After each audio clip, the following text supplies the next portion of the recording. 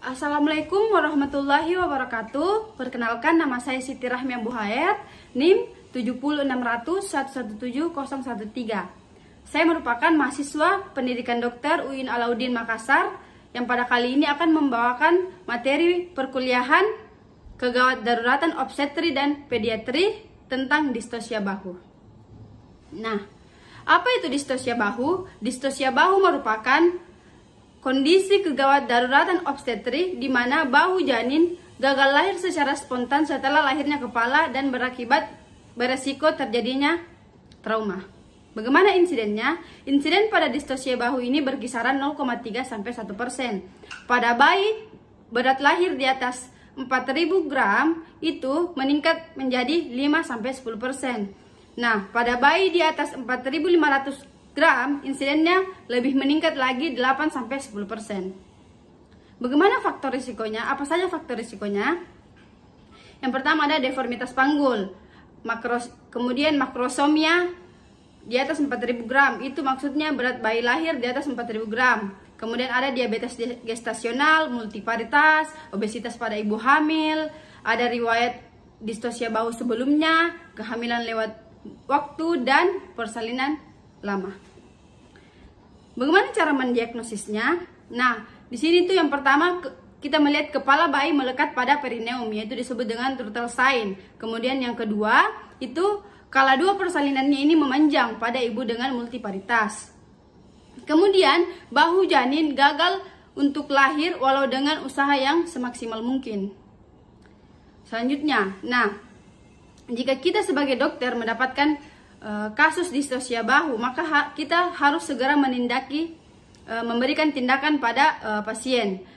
Tindakannya ini diberi nama alarmer, yaitu A. Ask for help, L. Leg hyperflexion, A. Anterior shoulder disinfection, R. Rotation of the shoulder, M. Manual removal of posterior arm, E. Episiotomy, dan R. Roll over. Jadi kita akan membahas satu persatu.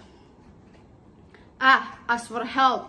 Nah, ask for help ini kita meminta bantuan. Meminta bantuan dari siapa? Orang-orang terdekat pasien, suami pasien, perawat, dan tim paramedis lainnya. Kemudian yang L itu leg hyperflexion. Nah, di sini kita menggunakan McRober maneuver. Ya. Nah, di sini kan ibunya dengan posisi berbaring. Jadi kita meminta ibunya untuk menarik kedua lututnya sejauh mungkin ke arah dadahnya, seperti pada gambar. Kemudian tekan kepala bayi terus-menerus ke arah bawah. Secara bersamaan pula, minta salah satu dari asisten untuk memberikan sedikit tekanan ke suprapubis. Kemudian yang A, anterior shoulder disinfection. Itu ada dua cara, yaitu Masanti manuver dengan Rubin manuver. Nah, Masanti manuver ini dengan penanganan abdomen, kita memberikan penekanan di suprapubik dengan ujung genggaman pada bagian belakang bahu. Nah, bisa dilihat pada gambar. Kemudian pada Rubin manuver. Rubin manuver itu kita mendekatkan bahu depan dengan menekan bagian belakang bahu sehingga menjadi obliku. Bisa dilihat pada gambar. Nah, pada anterior shoulder disinfection ini kita ingat tidak boleh lakukan penekanan pada fundus. Kemudian selanjutnya ada rotation of the shoulder, itu menggunakan Woods maneuver. Nah, di sini tuh bisa dilihat pada gambar, kita memasukkan satu tangan ke dalam vagina dan melakukan penekanan pada bahu anterior ke arah sternum. Jika perlu, lakukan penekanan pada bahu posterior ke arah sternum juga. Selanjutnya yang M itu manual removal of posterior arm. Nah, di sini tuh kita menggunakan Schwartz and Dixon, itu dengan cara memfleksikan tangan pada siku atau menekan fossa cubiti untuk memfleksikan tangan, kemudian usapkan tangan sepanjang dada, raih lengan depan atau jari-jari tangan, kemudian mengeluarkan tangan si bayi. Bisa dilihat pada gambar. Kemudian yang E yaitu episiotomi. Nah, episiotomi ini dilakukan dengan tujuan untuk memperluas jalan lahir sehingga bahu diharapkan dapat lahir.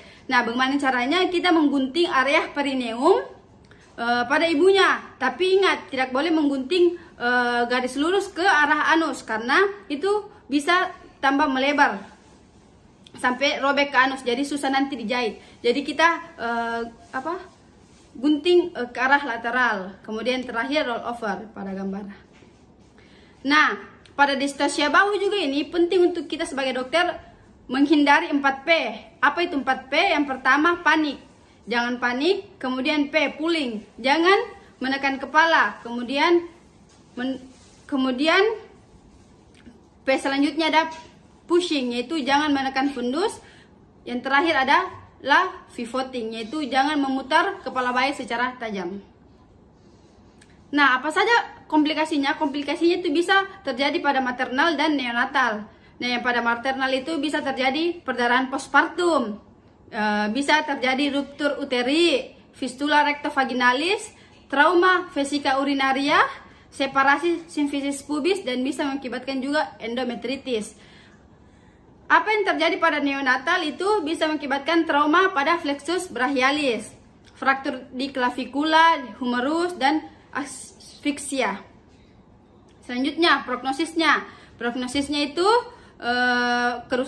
bisa mengakibatkan kerusakan pada flexus brachialis, patah tulang itu di klavikulanya, kompresi tali pusat, asfiksia janin sampai kematian.